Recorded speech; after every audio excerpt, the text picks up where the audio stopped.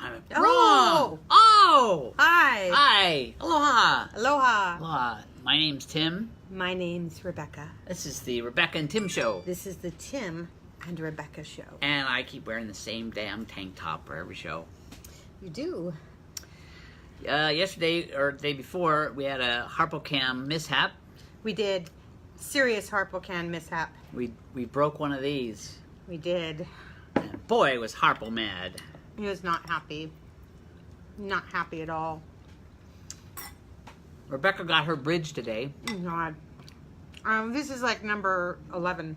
11. This is bridge 11. Yep. I've had 11 bridges put in my mouth. But they don't charge her anymore. They're scared when she walks in the door. They're like, oh, fuck. This is crazy. Yes, Miss McCarthy. Yes, Ms. McCarthy. I should have told him to call The me guy was doctor. all lying today. He was like, oh, I like you. And then he goes, oh, I like all my patients. 99.9%. Yeah, right, dude. Yeah, dude. He never wants to see me again. He does and I not don't want a lawsuit. want to see him again. And no, he doesn't want a lawsuit because I have one on my hands, I think. She's been in a lot of pain. And hi, Leslie. Hi, How are Leslie. you? So we're having chicken and broccoli today. But we're thinking really should go have Mexican. No. Yes. Oh my God, you totally suggested that. You did. You totally suggested that. I know. But it's 4:44. Good time to go do it. Oh, we may not do a HarpoCam today, but here's Harpo. Hi, Apple. He's like, I'm traumatized from my glass breaking incident. Yeah, he's forgiven us though, I think. Wow. Harpo, there he goes. Wah. What did Leslie say? Hey, it's the Mexican anniversary. I am decorating it for tomorrow. Let's do that on Sunday or to... We're going to Utah on Sunday. We are. I don't know what the Mexican anniversary is. Yeah. Tomorrow night. But we like the place down in Waikiki. It's very hidden, like it's in the Waikiki Plaza or something. It's way on the 5th floor. It's crazy. You gotta find it, But it's relatively inexpensive. And Oh, it really is. What was it, Tuesdays or something? It's not Tuesdays. Taco Tuesday or whatever. No, I don't think it's Taco Tuesdays. I think it's something else. We lost Leslie. So we're going to... Oh, she's back. we're working on our apartment still. Oh, the place that you take us to. Yes, I love that place. That's a delicious place. All right, you're done. And, oh, they're having an anniversary? That's cool. It is cool. So on the way to the dentist today, Rebecca was talking about a show we watched on Frontline the other day about the economic meltdown that happened in 2007 and what led to it, and Alan Greenspan's financial theories and why he was the chairman of the Fed for 4 different presidential terms, actually presidents, so that would be 6 terms, through Clinton and Nixon, not Nixon, but Reagan and all that sort of thing. Bush. And she was talking about how, what did you say? Well, it seemed to me watching this episode because after the financial crisis of 2006 through 2007, he admits that his philosophy was wrong. He was very much a Ayn Rand kind of alcoholic. Is that the right word? Alcoholic. And he felt like the market would fix everything. So he didn't want to put anything, he said he didn't want to put anything in there, no regulations, because the market will take care of it. He wanted to remove all regulations, Right. which he did over the course of many, many years. He basically did, yeah. Clinton did, Reagan did. Reagan was the first, and then Clinton did as well. And of course we have Trump now, but... And he's taken away what little regulations There were were no- put back under Obama. But what was interesting about it actually has nothing to do with the politics or the market or any of that stuff, is that he was so positive that he knew everything. That he absolutely positively knew every answer to everything about economics, that he would not listen to a differing point of view at all. And I was just saying that it's interesting because when I look back at the early philosophers like Socrates, what was most interesting about Socrates is he admitted that he didn't know. That he was considered one of the wisest men in the world, but he admitted constantly that he may not know an answer to something. That he could learn something from anybody who might cross his path. The fact he realized that he wasn't all-knowing, all-seeing is what allowed him to be such an amazing philosopher. You know, and I've started to think that maybe that's part of our problem in this world, is like we think we know the answer to everything, when in fact we really don't know shit. We don't. Even the most smartest people in the world, you don't know. You really don't. You think you know. But, yeah. So anyways, but then Tim said he could see his point of view. And so what were you saying? So I was going to say my point of view, but we were on the way to the dentist, so we saved it for the video. So I watched some of Alan Greenspan over the years, and I worked in the financial markets. I worked for Merrill Lynch, and I worked for Goldman Sachs and such. So I heard his pronouncements, and he always sounded like this wise man. And part of the reason why he sounded wise was because he didn't say he knew everything. He'd often say, well, I don't really know, and we're going to try this, and we're going to make this adjustment. So whether that was a ploy or not, I mean, I don't think he was pretending, but he still felt that he knew that deregulation, lack of regulation, would be the best answer because, as he would say, the market will correct itself.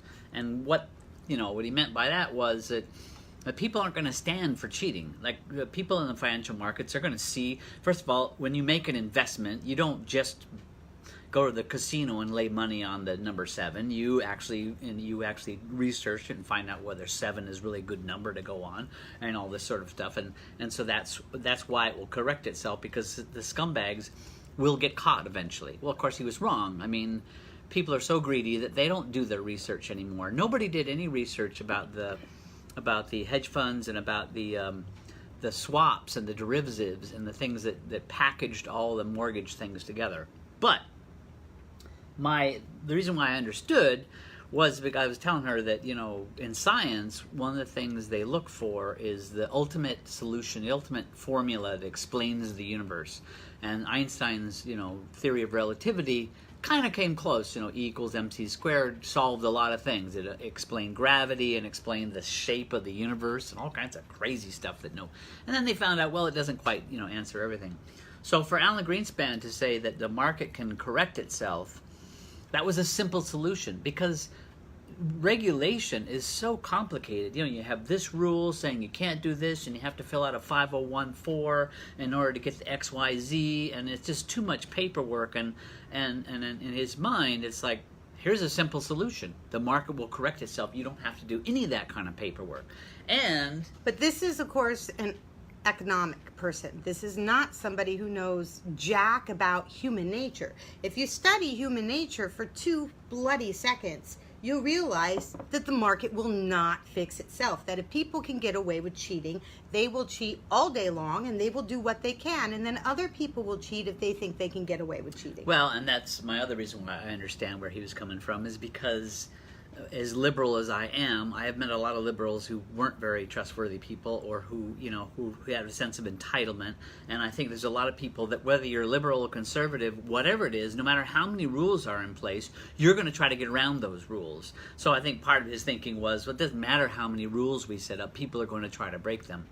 But then the whole theory that the market would correct itself. So he was wrong. And another thing that I admire about him, though, was he admitted it. I mean, in front of Congress. He did. When the congressman tried to make him look like an idiot, he just kept saying, I was wrong. I mean, he didn't say, oh, well, I meant this and I meant that. He actually said, I was wrong. And they were trying to get him to look like a liar, and they couldn't, because which is great. But he also ruined many people's career. He ruined the whole country. Because, he ruined the country, and he ruined people's career because they did not agree with him at the time. And that's where I get into, he did think he knew it all, because people had differing opinions of his, and instead of letting them stay and prove their point, he just got rid of them.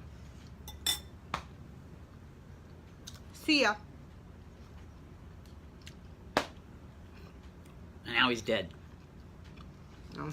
Should we have a moment of silence? I wish I had Makita. I don't want a Makita. At least one of us is being silent. I don't know. Uh-oh. Uh-oh. She did not just say that shit. So one of the dilemmas about our apartment is that it's shaped like a freaking piece of pie. It is. And you don't even realize it. Like I didn't really, until yesterday. I looked at these two walls that are on the left and the right of us, and it seems like we're in a square room, but it's not even near square. It's very much bizarre. I can't. The a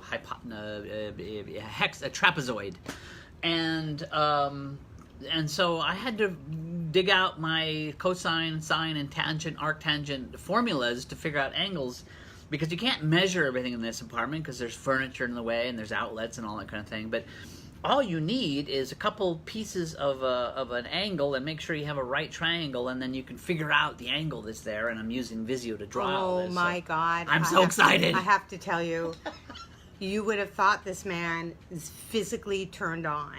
That he had a boner, because I tell you what, he figured out the angles, and oh my God, I thought it was incredible. His joy of this math is like, I am applying math that I said I would never use again. Geometry. And so we're going to take this drawing to IKEA and look at all the stuff they have. And Rebecca found out about convection ovens today. She's got a boner now. I do. We probably use that phrase too often. Probably should never use that phrase on camera. We're sorry. It was probably inappropriate to use that phrase on camera. Explain why. Why? Why a convection oven is exciting. Oh, because we don't have any room in our kitchen. So this is our kitchen. Boom. Take you on a tour of my kitchen. There we go. So we have the sink. I don't know, can you see it from here? Let me see. So we have the sink, and then over here's the stove. I don't know, can you see the stove? Yep, there it is. And really we don't have much room for anything. So what we're thinking of doing is getting rid of this stove altogether and just putting in cabinets, and then having a place just to do a stovetop kind of thing. And then up here in one of the cabinet areas, or on that side of the wall, we'll put a convection oven, which would then allow us to have more room. And so that's what we're thinking of doing. What? Very funny, Leslie.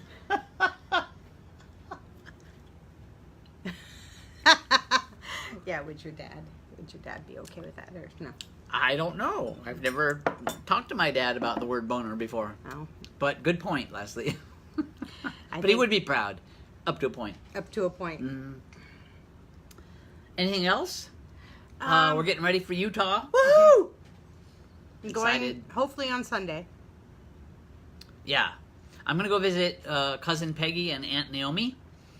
I'm going all the way to Kansas City, and I'm going to drive all the way down to Yellville. Leslie, if you want to come along, because I don't anticipate it's going to be all that fun.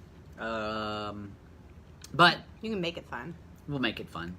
I'll be by myself in the car, and I'll listen to some tunes, work on my Rolling Stones, and I get to see Naomi and Peggy. He's very excited. Yes.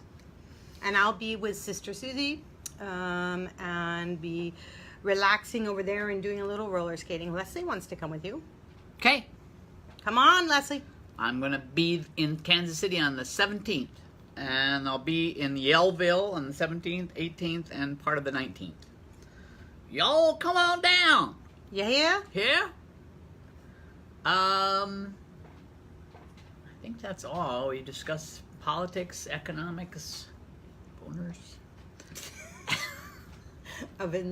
Ovens, and we had a Harpocam. And a Harpocam. So I think we're good. All right. All right. Until tomorrow. Until tomorrow. Broccoli. Cauliflower. Cauliflower. Bye.